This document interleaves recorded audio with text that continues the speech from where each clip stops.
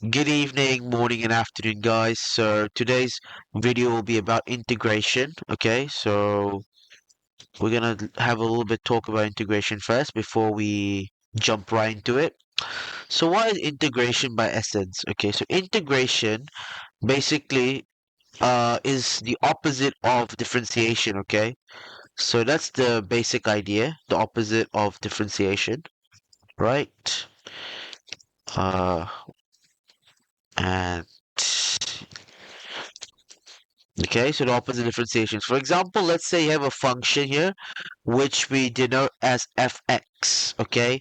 And when we differentiate fx with respect to x, okay, d dx, we get f prime of x, or in other words, we get something as gx. So gx is basically, uh, gx, by the way, is basically f prime x. So if you want to get this gx back to fx, right? We would integrate gx with respect to x, okay? And this is what we call as finding the antiderivative, okay? So we're finding the antiderivative. Okay, so integration, basically what we're trying to do is we're trying to find the antiderivative. Okay, in our case, we want to find the antiderivative of gx to get back fx. Okay? Because when we differentiate, normally when we differentiate a function, okay, let me just choose a different color by the way, green, right? Okay. So normally when we differentiate a function, we try to, okay, we try to actually find a derivative, okay? We try to find a derivative. So this is basically differentiation, okay? This is basically the gist of differentiation, right? And integration, basically we're trying to find the antiderivative of it, okay? And how does this translate in calculus? So let me draw a graph. Okay, let me just erase this real quick.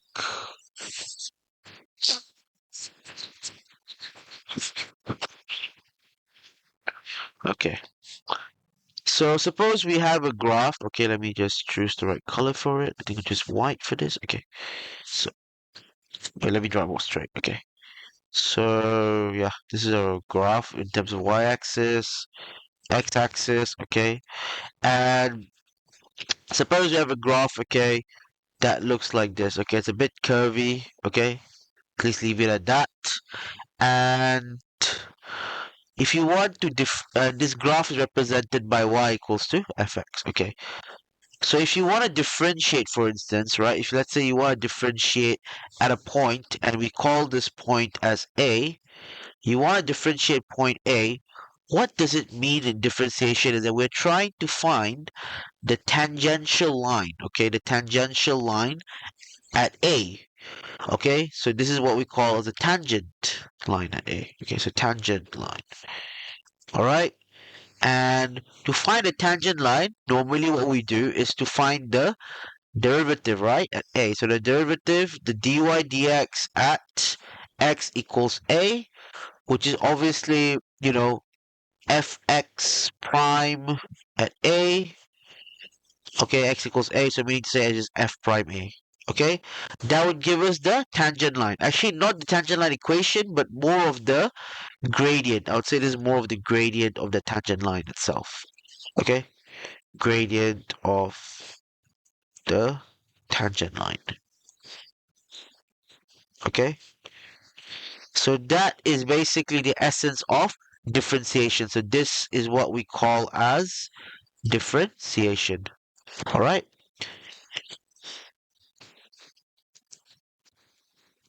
Now, when you talk about integration, okay, so let me just erase this real quick.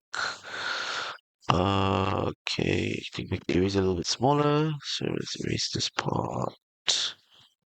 Okay, then make it bigger. We'll clear off this part, this part.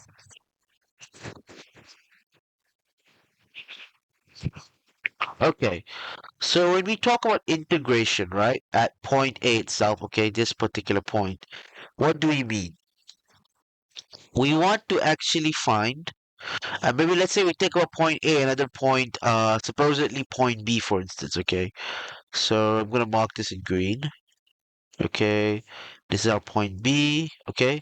And we want to find the integration, okay? So the integration actually means we want to find the area under the curve between 2 points, okay? Between point B and between point A, okay? So basically, integration is represented by the area under the curve, right? So area under the curve.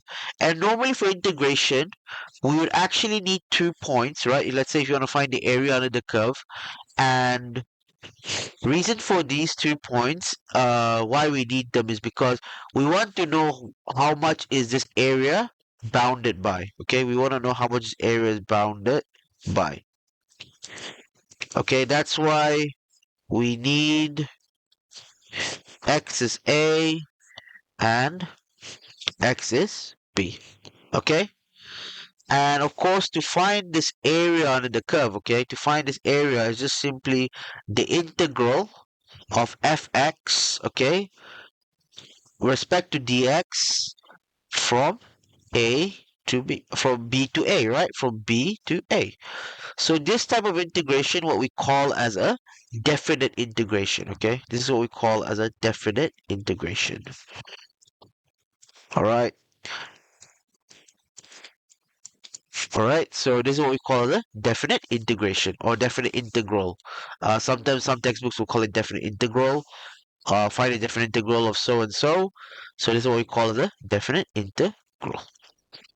Okay. And normally when you find a definite integral, you obviously get some value, you'll get some numbers, obviously. So this would be the area under the curve itself, okay? So that's integration in terms of calculus. Now, in order to do integration, okay, if I were to erase all this, let me just erase this real quick.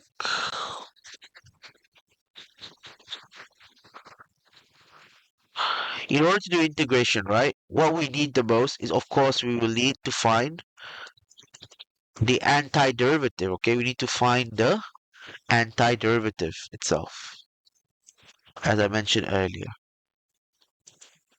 Okay, then of course you can obviously can solve the definite integral, right? The definite integral. Okay, so if you do not have the antiderivative, if you do not have an antiderivative itself, right, then of course you cannot solve the definite integral itself, which is what we just mentioned earlier, just simply a b fx with respect to dx, right? We can't be able to find it. So how do we find the antiderivative of a function? How do we find the antiderivative of a function itself?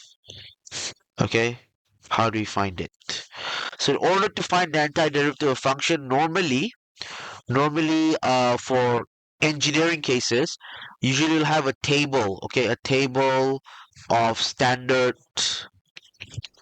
antiderivatives, okay, standard antiderivatives handed out to you, okay, normally. And this table itself can vary depending on the course, um, because sometimes this table can become very long or can be very short, right? So it really depends on the course itself that you're taking. But for the table that I'll be using for my class, I'll also put a photo of it in the description later on, a Google link. So obviously you can actually check it out, right? And yeah, hopefully this helps. Okay, so let me just give some examples, some antiderivatives, so you kind of get an idea actually, right, what I'm trying to say. So for instance, let's just talk about a simple antiderivative, by the way. Okay, so okay, for example, let's say we have a function, right? Fx equals to x to the power of n, and you want to find what is this fx, right? Dx. How are you going to find it out? Okay, so for this case, it's very simple. Since our fx is just simply x to the power of n, right? The standard antiderivative would be in the form of x to the power of n plus 1 over n plus 1. Okay, and don't forget that once you're doing you're finding the antiderivative of a function, you will have this constant c. You have to add a constant c. Okay, this is a must, by the way. Constant in finding the antiderivative. Okay, so this is very essential actually. Okay, if you do not have the constant, it can make your answer wrong, because in some cases, okay, once you're finding the antiderivative, this constant, it can be crucial. Okay, it can be crucial, very crucial actually, and we'll go into some examples later on in later videos and explain why is this constant so important. Okay, especially in our application to integration part. So we'll go and later explain why it is crucial. But for now, just keep in mind that we always need to have a plus c added to our standard antiderivative. Okay, this is our antiderivative, by the way. Okay. And of course, you'll have many standard antiderivatives. I'll just probably write them down. So this is obviously x to the power of n. So let me write for other cases, by the way. Let me write for some more simple cases that we remember. Okay. Let's say, for example, your antiderivative was sine of x, for instance. Okay. So the integral of fx dx for sine will be the negative of cosine of x plus c. Okay, very straightforward. And let's just say we have another function here. I'm going to write it as, what is this? Whoopsie. Okay, sorry about that. And the function here, gx, okay, which is obviously equals to cosine of x. And you want to find the antiderivative of gx, okay? So we know it's just simply sine of x plus c. And maybe let's talk about the function right away. So maybe hx, okay, which is just e to the power of x. So the antiderivative of exponential functions is pretty straightforward. Oh, whoops, I forgot the dx, yeah? So don't forget to write the dx, by the way, the derivative, okay, respect to derivative x. It's just simply e to the power of x plus c, okay? And maybe just one last function I'll just write, by the way. Okay, let's just say we have kx, okay, equals to 1 over x. So the antiderivative of kx with respect to dx would be ln x plus c. Okay, ln modulus x plus c. Okay, so hopefully you kind of get the idea. Of course, there's going to be a very extensive list of antiderivatives, but you can refer to the table that I'll send in the YouTube description, so don't worry about it. Okay, so now, all right.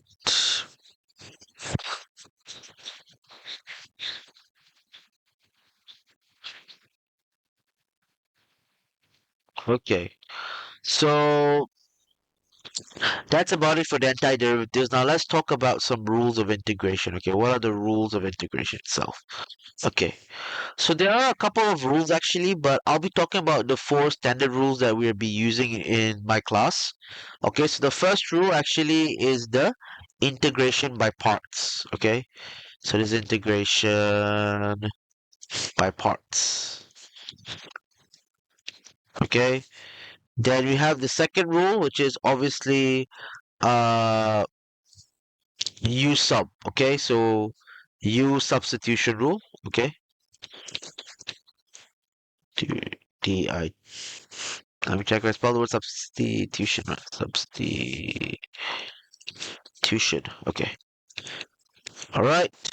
And then our third rule obviously would be trigonometric substitution. So trigonometric substitution. So trigonometric substitution and U substitution are actually very linked together. So they're actually sort of linked, right? They're actually related. In fact, trig substitution or comes from U substitution itself, so they're sort of very related. Okay. And the last rule actually we'll be discussing is obviously about decomposing partial fractions. Okay, so we'll be decomposing and integrating with partial fractions. Decomposing with partial fractions.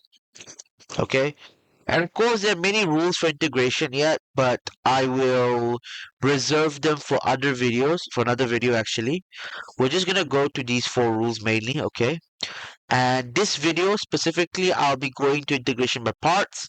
Then, of course, you can expect future videos to be coming up with U substitution, with trig substitution, and partial fractions. And of course, if I have time, we'll add some other rules, okay? Some other interesting rules of integration itself. Okay.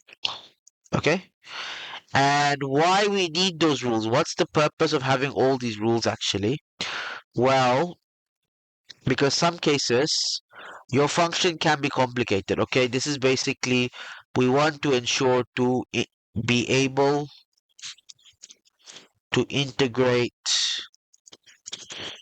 complex functions. Okay, to be able to integrate complex functions, by the way. Okay, that's the whole idea of the rules itself.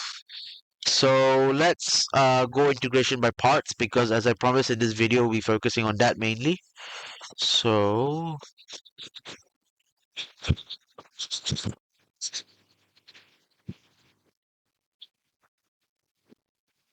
okay, we're done. Okay, so we're gonna focus on integration by parts, okay, in this video.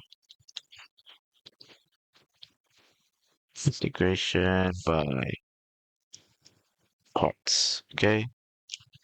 So integration by parts, the general idea for integration by parts is, let's say if you have a function, okay, which would look something like this. So the integral of u, right, dv over dx times dx, okay. It can be expressed in this form, which is u v minus the integral v du over dx times dx. Okay, so what is this notation? What does u mean? What does this mean? Okay, what's the purpose of all this? Okay, so actually I'll spare you the confusion. Okay, so this u actually, all right, it refers to part of the function that can be integrated. Okay, part of function, not integrated, sorry, that can be differentiated. Okay, that can be differentiated. Okay, because you see in the integration by parts form, this u actually is differentiated into du dx. Okay, and this dv dx is basically part which, oh sorry, let me use the green color by the way. This is referring to part of function which can be integrated. Okay, which has a known antiderivative. Okay, so this is a known antiderivative, and let me just update the difference that has a known derivative that that has an easy derivative. Okay, an easy, not easy, I would say that uh part of function which is easy to which is easy to find derivative. Okay, okay, so that's the idea for integration by parts. Okay, because for the dv dx, right, once you transform it, obviously it's integrated back, right? You integrate this back to v, correct? And as I mentioned earlier for you, okay, if you were to draw like this long arrow right away, you obviously had to differentiate it, right, to find the derivative actually. Okay, so when do we use this integration by parts actually? Okay, so let's give an example. Let's say you have a function. I'm going to write in white. Let's say, for example, you have a function like this. x squared times e to the power of x. Okay, so you have a function like this, and you're asked to integrate. Okay, one thing is that x squared e to the power of x, there is, I would say, not a known antiderivative. Okay, not a known antiderivative from the table. Okay, because if you're looking at the integration table itself, you won't be able to find x squared e to the power of x dx from the table, right? You won't be able to find it all. So that's why I say it's not a known antiderivative. So for a function like this, how would you solve and how would you approach it? Will obviously be using this integration of parts technique, right? So let me erase all this and show you how is it done. Okay, give you a good idea of how do we do this.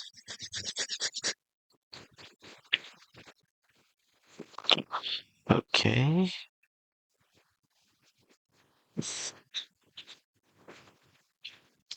Okay. So if we rewrite the function again, x squared e to the power of x dx. Okay. So how are you going to find it?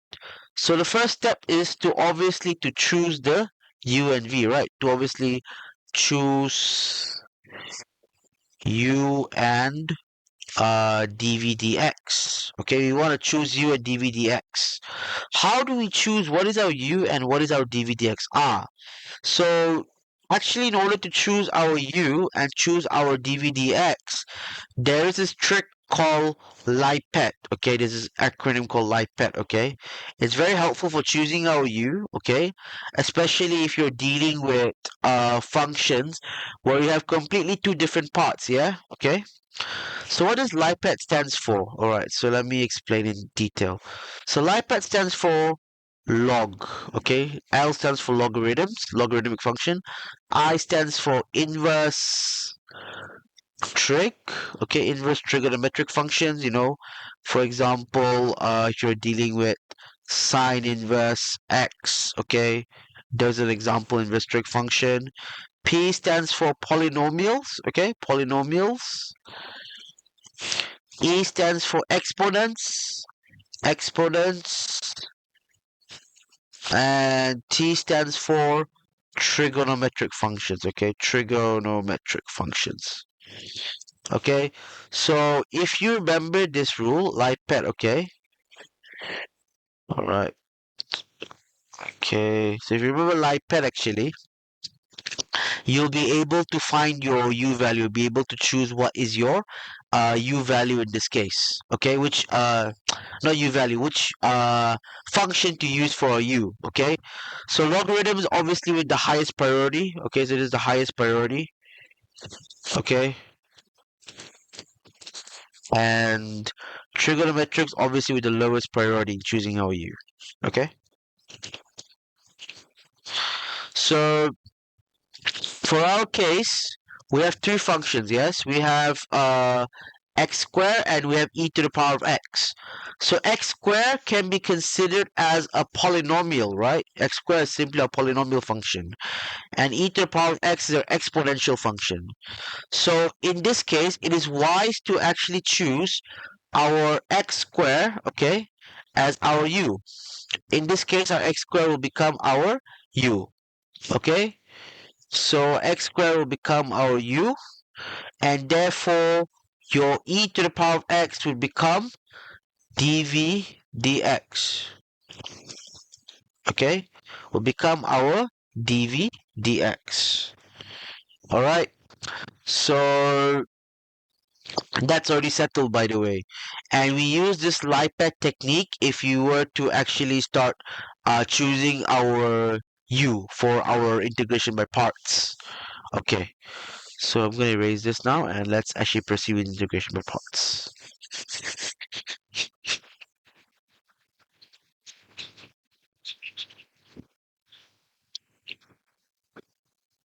Okay, so for integration by parts, if you remember, okay, so we have u dv dx.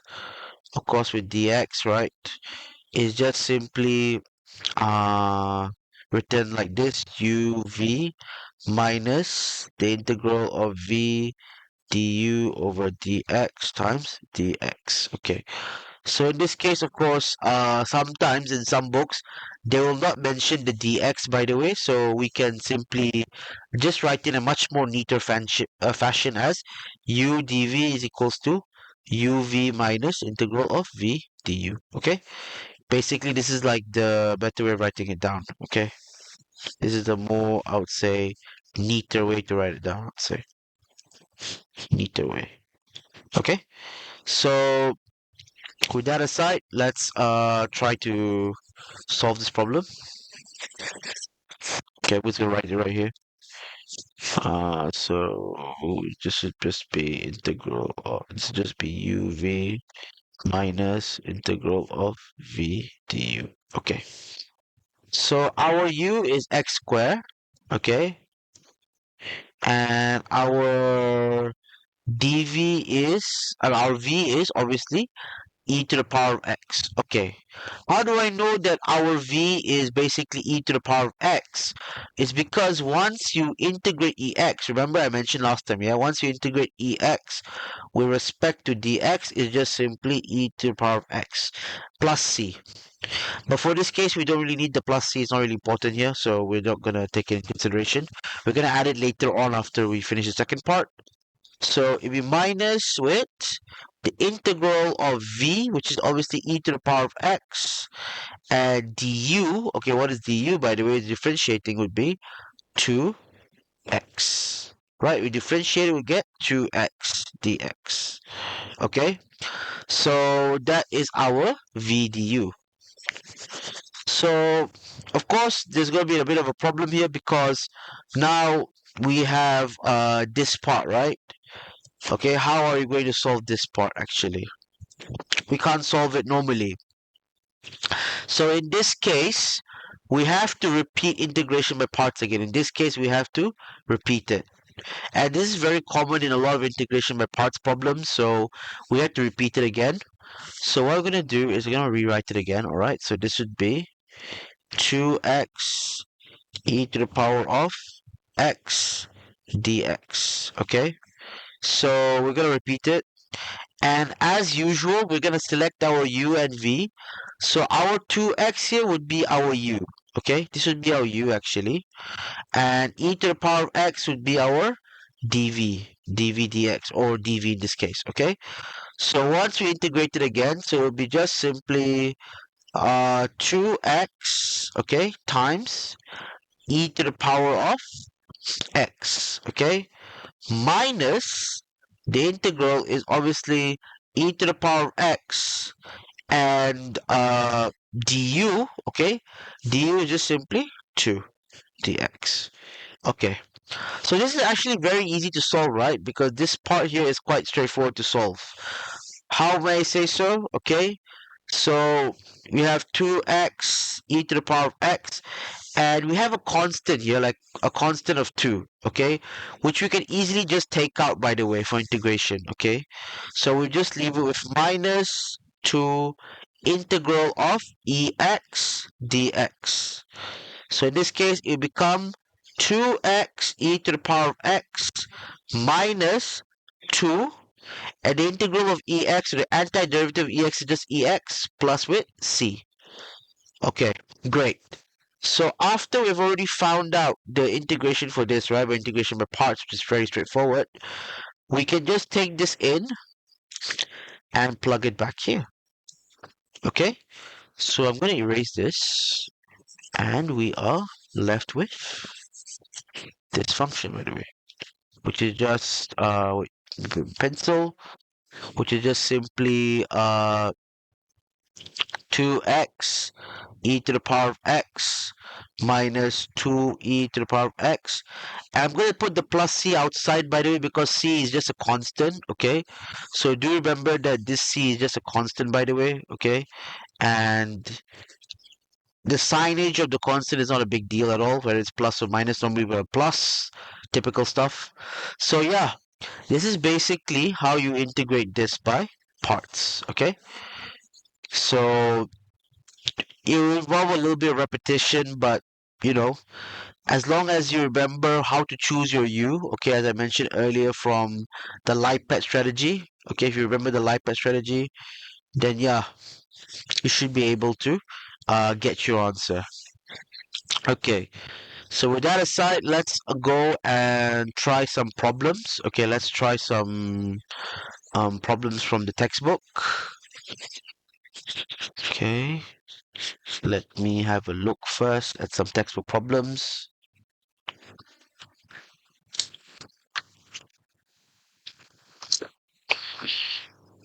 Okay, all right, already found it. Okay, okay.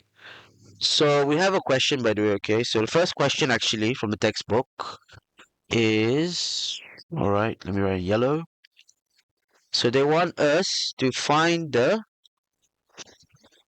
antiderivative, okay, the indefinite integral of x dot sine x dx. Okay, so they want us to find it out. So I suggest that you guys pause this video, uh, give it a try, and then we will look into it.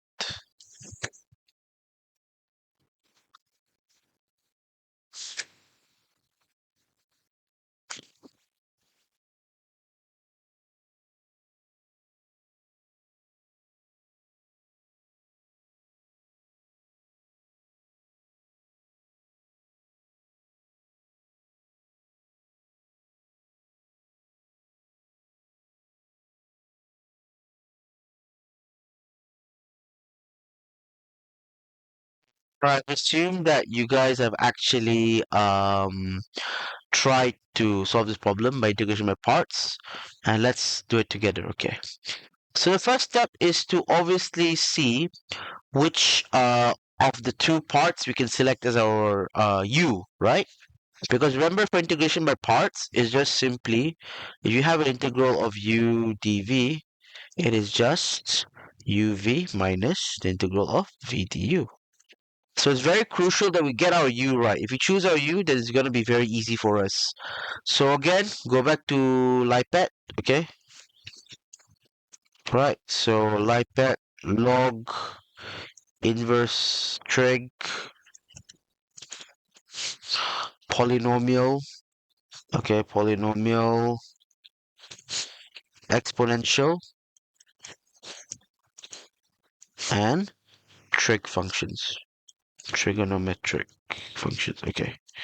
So, um, in this case, we have our x, okay, so x is a polynomial, right? So therefore, it's best suited for u. We're gonna choose x or u, and this would be our dv, okay. So without further ado, let's solve the problem. Let me erase this real quick.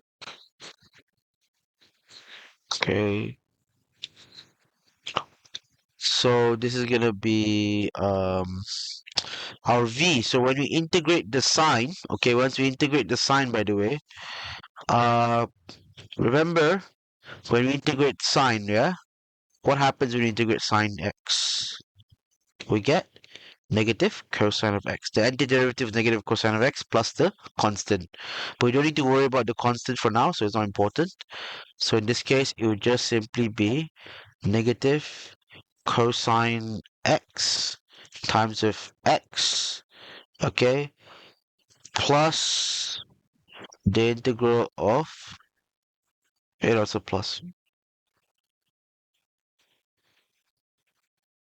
sorry, it's not plus, it's minus, yeah, my apologies. Okay, so it's minus the integral of negative cosine of x du is just 1, okay, dx. So quite simply, it's just negative x cosine of x, okay, and don't forget to bring the negative outside, okay, which would give you a positive. Okay, let me just draw nicely. Okay, so give you a positive, right? So become plus the integral of cosine x dx. Okay, so it's just gonna be negative x cosine x plus sine x plus c. Okay, So this is basically your antiderivative, okay, with the constant itself. That was a pretty straightforward problem, so let's go to a bit more interesting problem, by the way. All right, let's try this one.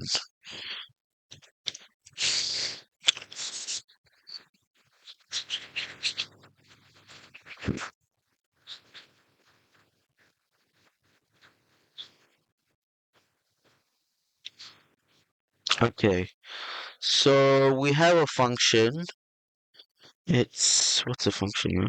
Okay, so they want us to find the indefinite integral of e to the power of negative 2x times sine 3x dx. Okay, so they want to find it out. So I'll let you guys pause the video for a bit and try this problem. Okay.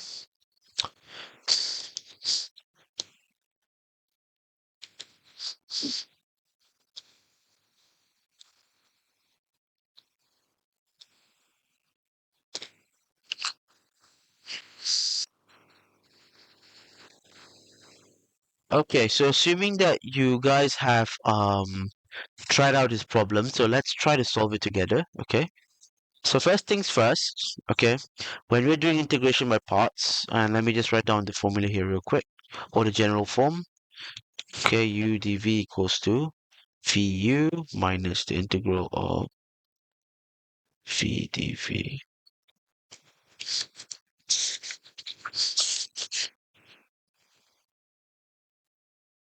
Okay, all right. So in this case, if you remember from, whoops, sorry, if you remember from lipad, right, or lipad we discussed earlier, okay, let me just write that in green, okay, because in terms of choosing the u, okay, so it's gonna be like this, right? Yeah, so, right, so log inverse trig polynomial exponential and trigonometric.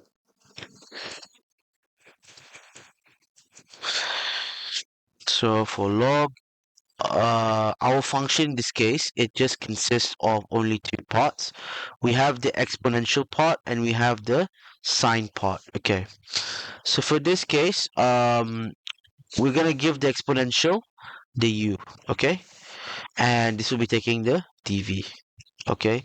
So as we proceed to find the indefinite integral, okay? So what we're gonna do is we're gonna of course integrate this function.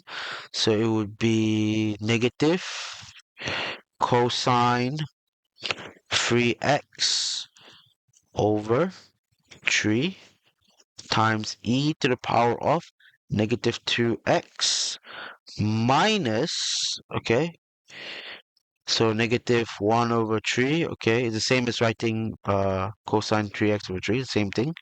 Cosine 3x multiply with, sorry, it's v du actually, I made a mistake right here. V du, okay, right. So we write the problem, cosine 3x, and we differentiate it, we would end up having negative 2 e to the power of negative 2x. Okay, and one thing we can do here is that we can actually bring, okay, we can actually bring these terms to the outside of the integration itself, okay? So I'm going to bring this outside, and I'm going to do just that. So we'll end up having negative 1 over 3 cosine of 3x times e to the power of negative 2x. Okay, so this is minus, minus, and minus, so it'll be minus 2 over 3 integral of cosine 3x times e to the power of negative 2x. Oh, I forgot the dx, by the way. And don't forget the dx. Okay, so let me just erase this real quick to have some space. So you see, we have a little bit of a problem here, okay? this does not have a known antiderivative from the table, so we have to, of course, repeat integration by parts again, okay? So I'm going to repeat this, all right? And we're going to do exactly just that. So we have e to the power of negative 2x times cosine of 3x dx, okay? Again, same like last time, we're going to have our exponential as u and our trigonometric function as our dv. So, okay, so once we find the v for this, it's going to be simply sine 3x over 3 times e to the power of negative 2x minus 1 over 3 sine 3x, okay, du, okay, so it becomes negative 2 e to the power of negative 2x dx, okay. So, of course, we have the constants, right? We have the 1 over 3 and we have the negative 2, which we can, bring it outside, right? And we're just going to do just that. So, just simply be 1 over 3 e to the power of negative 2x sine 3x plus 2 over 3 integral e to the power of negative 2x times sine 3x dx. Okay, so, you know, you might be thinking actually that, oh, we have the same issue here. We need to repeat again. But here's where you're wrong. Okay, we don't actually need to repeat it, by the way. We don't need to repeat it for the third time or the fourth time. Okay, if you've noticed, okay, if you guys have actually noticed, this part of the integration, okay, is exactly the same as this. Okay, let me use a different color actually. I'll use orange, I think it'll be better. Okay, so I'm gonna circle orange. So you see this part, okay, is exactly the same as this part. It's crazy, right? It's like a it's like a mirror image actually, okay? It's really crazy. Like, wow, this and this are the same, you know? So what we're gonna do actually, we're gonna do a little bit of a clever trick here. So I'm gonna erase this actually, all right? Hopefully you don't mind. Okay, I'm gonna erase the repeat part. Okay, because we already clearly found that. And we're gonna write it again as negative 1 over 3 cosine of 3x times e to the power of negative 2x, okay, minus 2 over 3. And I'm going to write this entire chunk. By the way, I'm going to just write it down, just copy it. So it become 1 over 3 e to the power of negative 2x sine 3x, okay, plus 2 over 3 the integral of e to the power of negative 2x times sine 3x dx, okay. Okay, so I'm gonna erase this now. I think we've recopied it correctly. Yeah, okay, we've copied it correctly. Okay, so I'm gonna of course do some simplification here. So cosine 3x e to the power of negative 2x minus 2 over 9 e to the power of negative 2x times sine 3x minus 4 over 9. Okay, because, yeah, 4 over 9 integral of e to the power of negative 2x times sine 3x. Okay, respect to dx. Okay, as I said before, right, that how these two are technically the same, right? As I circled in orange, this one and this one right here are the same. Okay, so what I'm gonna do is I'm actually gonna bring this back to here. Okay, how are we gonna do this? Okay, let me demonstrate to you. Let me just erase these parts first. Okay, so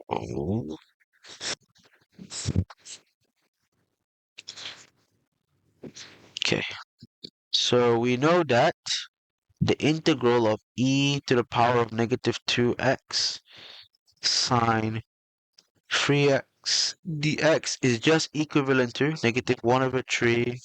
Well, let me just erase this, by the way. It's a bit too annoying. Okay. Negative 1 over 3 cosine of 3x e to the power of negative 2x minus 2 over 9 e to the power of negative 2x.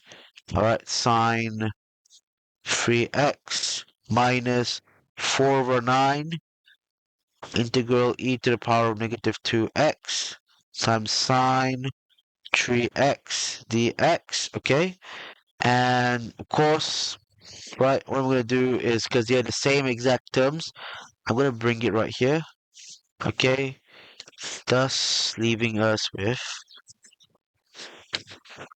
this option. So um, we would have here, if I'm not mistaken, what is 1 plus 4 over 9? I know it's basic maths, I did forget about it, but yeah, I hope you can excuse me that. So we're left with 13 over 9, okay? Integral e to the power of negative 2x sine 3x dx is equals to negative 1 over 3 cosine 3x times e to the power of negative 2x minus 2 over 9 e to the power of negative 2x times sine of 3x, okay? Uh, yeah, so I'm not gonna add the plus c yet because, of course, we had to take this 13 over 9, right? And we have to divide it back, right? We have to put it back by division. So we're left with e to the power of negative 2x times sine 3x dx, okay, is equivalent to, okay, so become negative 1 over 3 times 9 over 13. So it'll be here. So we're left with, alright, so it becomes negative 3 over 13 cosine of 3x times e to the power of negative 2x minus, okay, so it's negative 2 over 13, okay, so it'll be 2 over 13 sine 3x times e to the power of negative 2x. Then we add our plus c. So this is our final answer, okay? So you can see it was a little bit tedious, a little bit messy, but yeah, this is basically how we would solve integration of parts problems, right? Especially involving if we're having like trigonometric functions, right? And exponents, you'll tend to be repetitive actually, okay? You'll tend to be repetitive, okay? So yeah. So let's go for another question actually. Okay. Right, so let's erase this.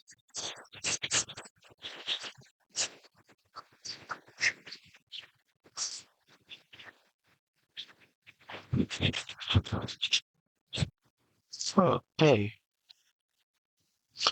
So we also have another question, by the way, that's asking us to find the indefinite integral, the antiderivative of this function x tan inverse 1 x dx. Okay. So I'll give you guys a time to pause this video and, attempt the problem yourself. Okay.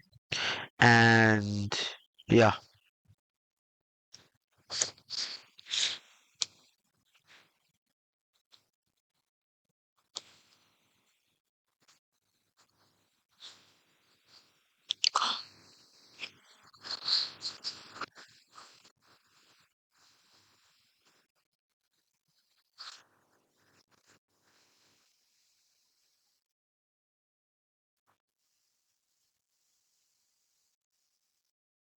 Okay, so assuming that you guys have actually paused and attempted this, so let's try to solve this one together. It's a little bit tricky, I guess, because we're now having we're having this tan inverse, right? Or sometimes they'll call it arctan, okay?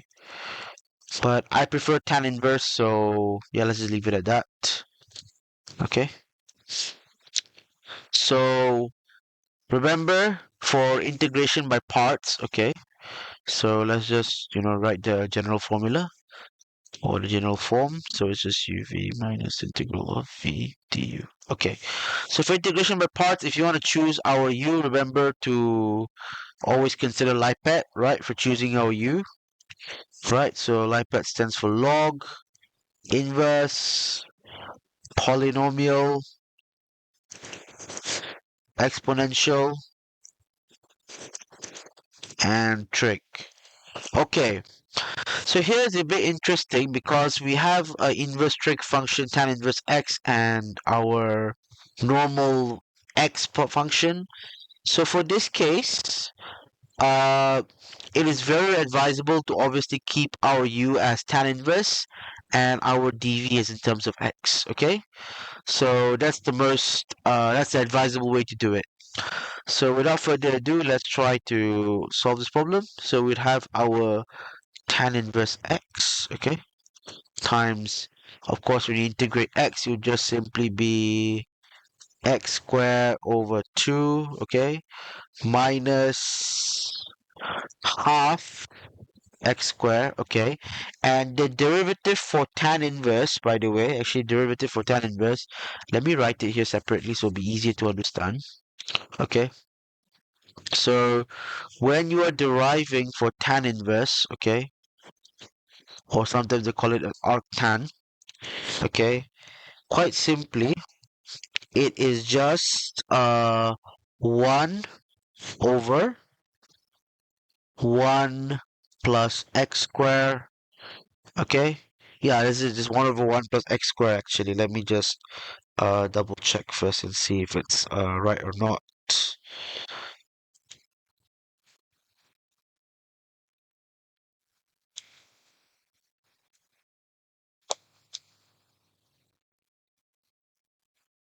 Okay, let me have a look real quick. Yep, it's 1 over 1 plus x squared. Okay, so that's our antiderivative, right? That's our derivative, not antiderivative. Sorry, I got that mixed up. So it's gonna be 1 plus x squared respect to dx.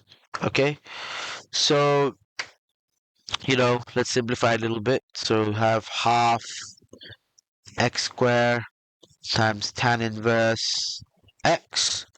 And of course, remember, since we have our half here, we can just take that out, no biggie at all. So just leave it as half integral, okay? So I have x squared over 1 plus x squared, okay? Uh, dx, okay. Interesting, we have x squared plus 1 plus x squared dx, okay.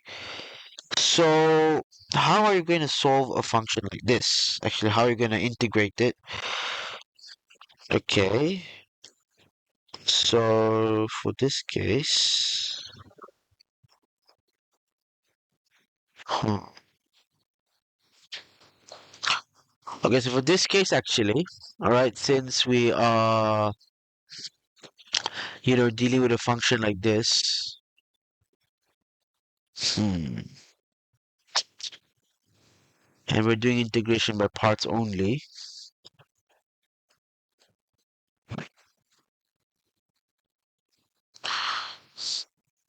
okay, so we can also do integration by parts actually to solve this problem. It's not that difficult, and let me show you how it is done. So if I write this function actually in terms of x squared times 1 over 1 plus x squared, okay, respect to dx. So we're gonna of course repeat this again. We're gonna repeat this part. Oh, sorry. Let me choose green just now. Yeah, okay. We're gonna repeat this, yeah? We're gonna repeat this part a bit, if you don't mind. Okay? So what we have here is x squared times 1 over 1 plus x squared dx. Okay? So for this case actually, um because we are having two functions, right? We're having one is like a polynomial and another is basically like a fraction of the same polynomial, right? So in this case, definitely I'll be choosing my u, okay? This is going to be a bit of a wild guess. I'm going to be choosing u as my x square, and this would be my dv itself, okay? Because why am I choosing this dv? Let me explain to you a little bit, okay? If you're integrating 1 over 1 plus x squared, it's just simply arctan, okay, tan inverse plus c. All right, because we know the derivative of tan inverse is this, so I know the integration is this, okay? So in this case, I think it's not much of a hard choice here. So we'll of course have a x squared times tan inverse x, okay, and minus tan inverse x, okay, that's our v, and we will have our 2x, okay, 2x dx, we differentiate, okay. And again, here's a cool trick. You have the 2, you can obviously bring it outside, okay, and you'll end up having here x squared times tan inverse x minus 2x tan inverse x, okay, so 2 tan inverse x dx. Okay, so as you see before that these two are similar, very similar, right? They're actually the same. Okay, they're actually the same function, so that's a cool part. So what I'm gonna do is I'm gonna of course bring it back, and let me erase this real quick. Okay, so copy this back.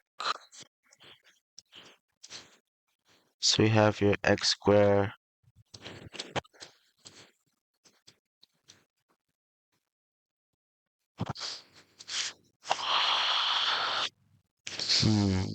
okay.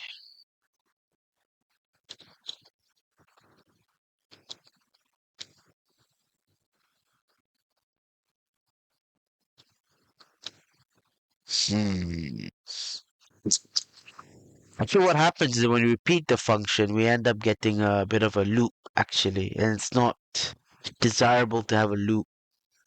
So I realize actually that this is not the right way to do it. Okay, we can't really just repeat the function. So, okay, we have to repeat it actually. It's a far simpler way to solve this problem. I just realized it. And I didn't know why I didn't think of it sooner. But okay, so we're gonna put the half here. And what happens is we're having x squared over 1 plus x squared, right?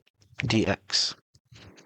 So what we can do is I'm going to rewrite the function a little bit of a clever way actually here. So half x squared tan inverse x minus half integral. Okay, so you're going to write x squared plus 1 over minus 1, yeah, minus 1 over 1 plus x squared. Okay, now, of course, why I write down the plus 1 and minus 1, of course, plus 1 and minus 1 will give me 0. But the reason of writing this actually is because it's a very clever trick that we're going to exploit right here. And I'm going to erase this, by the way. Okay, so that we have enough space. Okay, so we're going to have here half x squared tan inverse x minus half. Okay, so we can rewrite it like this. So it's just x squared plus 1 over x squared plus 1 minus 1 over 1 plus x squared dx. Okay, so what are we doing with this actually? What's the point of doing this? Okay, so if you have noticed, this basically means is equivalent to 1, right? So you're just integrating respect to 1. So just half, you integrate with 1 minus 1 over 1 plus x squared dx. Okay, and as you recall earlier, right, remember that if you are differentiating tan, right, if you're trying to find differentiating tan inverse, it is just simply 1 over 1 plus x squared. And if you're integrating 1 over 1 plus x squared dx, it is just simply tan inverse of x plus c. Of course, we have the constant. So that's basically what we're trying to do actually. We're just trying to make it a bit easier to do the integration.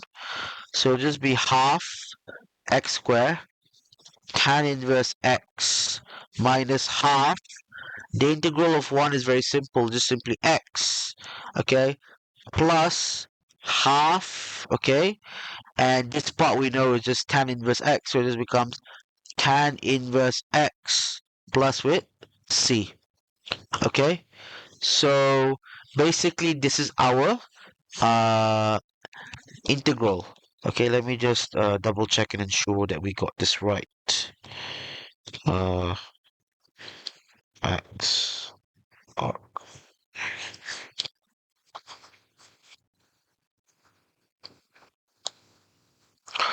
So it is simply x square arctan x, okay, plus arctan x minus half x. Okay, so this is the correct answer actually, okay. So this is our final answer for this one, okay. So yeah, we had to actually play a little bit of a cheeky game actually just so that we can integrate this and get this, by the way, right? And we end up getting our final answer. Okay, so I'll have like two more questions, then I think we are done for this tutorial. Okay, so let's go on with these last two questions of the day.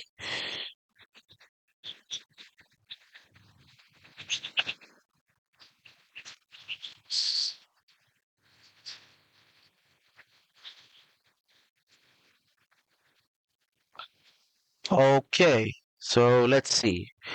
We're given a question, okay? It's now a definite integral, okay?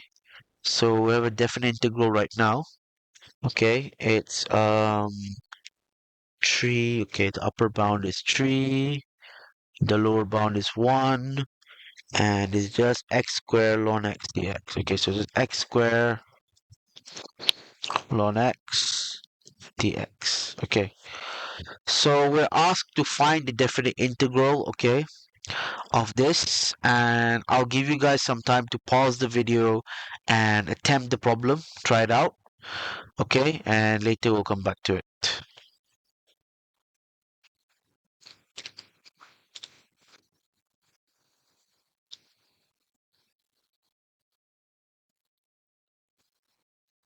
Okay, so assuming you guys have paused this video and actually tried out the problem, okay, so let's try to solve this problem together. But remember, when we're doing integration by parts, yes, so when we do integration by parts, so you just, okay, remember the general form, which is just integral of v du. Okay, this is the general form, don't forget this, and of course don't forget that when you're choosing our u, don't forget to use LiPat. Okay, don't forget to use LiPat. So again, L stands for log, I stands for inverse, P stands for polynomial, okay, E stands for exponential, and T stands for trigonometry. Okay, so in our case, we actually have a ln function and we have our x squared. So ln is basically a log function, so therefore it's wise to choose as our u, and this would be our dv. Okay, so our first step is to find the indefinite integral first, so we're not gonna solve the bound straight away. Okay, so the x squared ln x respect to dx.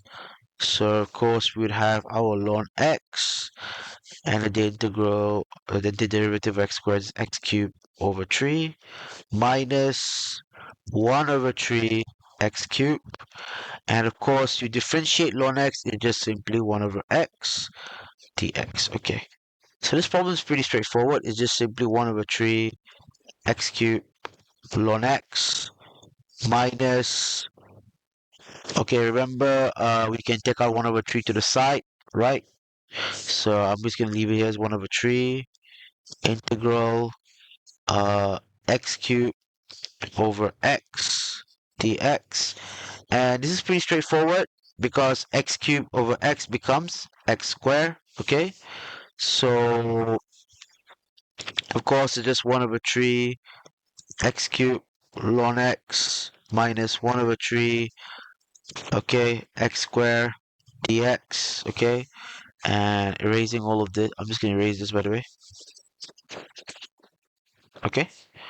So we're left with 1 over 3 x cubed ln x minus 1 over 3 times x cubed over 3 plus c.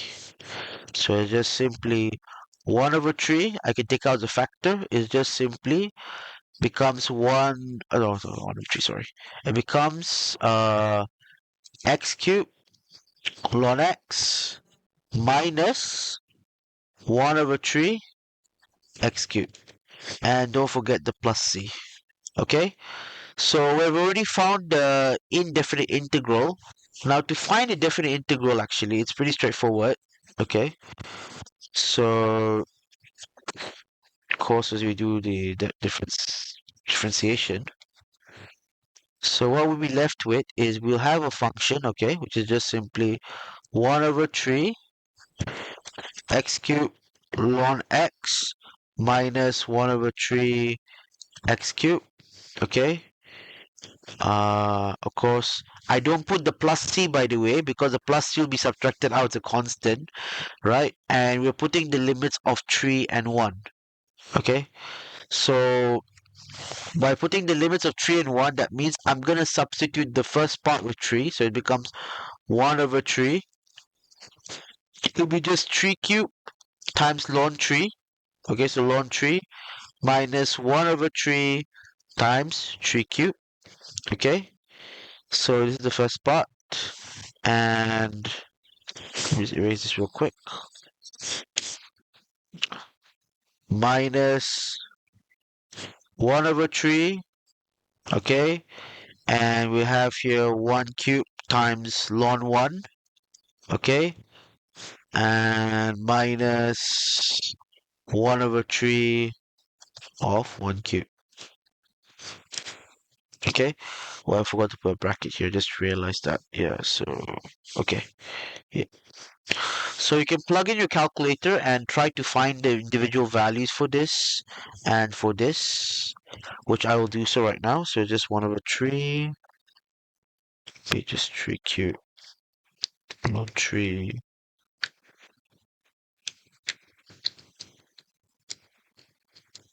So yeah, you would end up with 6 point, okay, 8875 minus, so it's 1 over 3, 1 cube, ln 1, and you have here, okay, minus with negative 1 over 9, okay, and of course, as you chug the numbers together, you'll end up having 6.9986. So this is basically your final answer, okay? So yeah, this is basically how you do for a definite integral for integration by parts. Now we just have one more question left before we can conclude the end of the tutorial. So let's go and proceed to the last question of the day.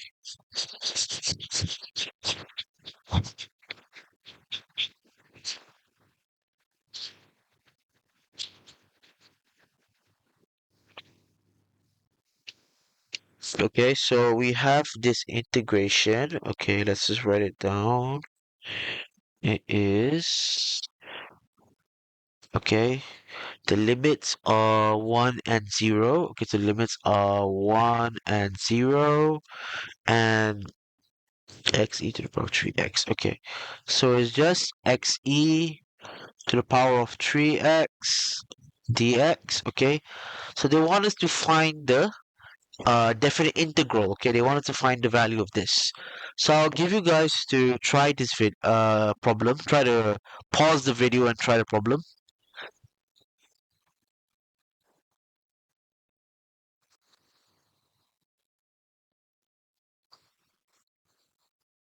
Okay, so assuming that you guys have paused this video and tried this problem, so let's solve it together.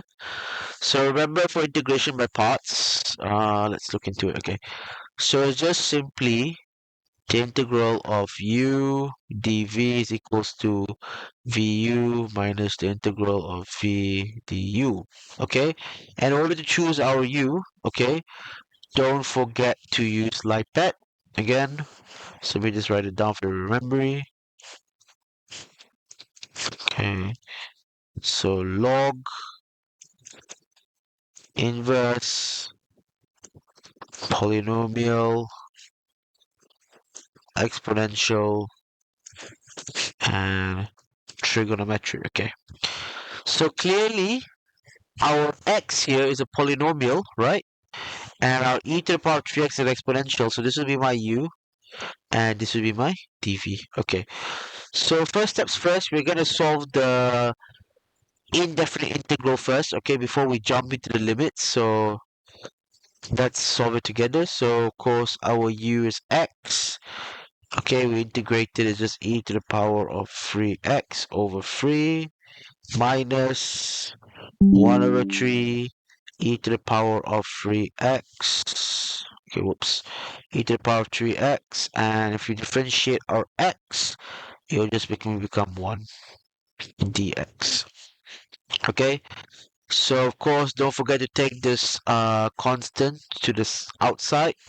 So it would just simply be 1 over 3 x e to the power of 3x minus 1 over 3 is the integral of e to the power of 3x dx. So it's just simply 1 over 3 x e to the power of 3x minus 1 over 3, okay? And it's just simply e to the power of 3x over 3 plus with a constant of c, okay? So as you erase all this, very straightforward stuff. So you're just left with this. It just becomes 1 over 3, okay?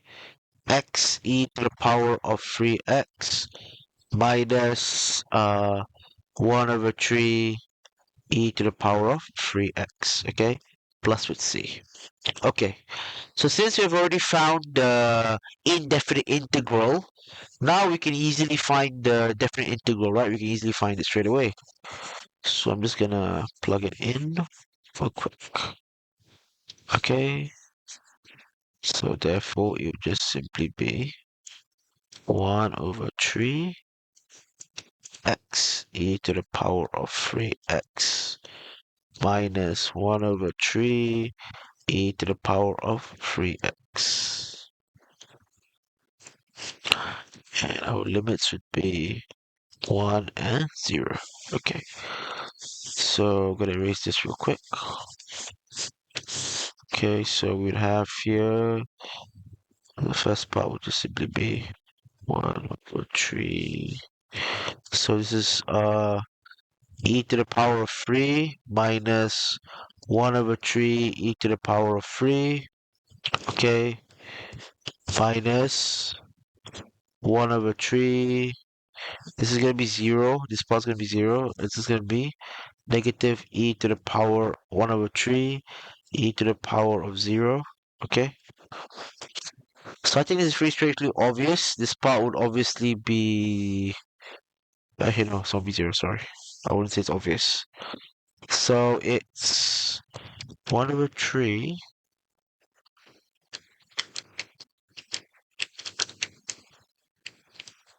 so it becomes 2 over 9.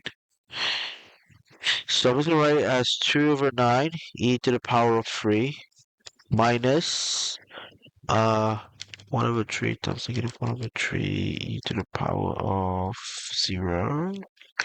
Negative 1 over 9. Oh, okay, so it becomes negative, negative becomes positive. So it becomes positive 1 over 9. And you can simplify this even further. You can just simply write down 1 over 9. It becomes 2e to the power of 3 plus 1. So yeah, this is basically your final answer. So with that, we conclude our tutorial for integration via partial fractions. So for the next tutorial, I mean not partial fraction, off by parts, sorry. Integration by parts, my apologies. So for the next tutorial, uh, we will be looking into U substitution. Okay, we'll be focusing more on to U substitution. Okay, for the future tutorial.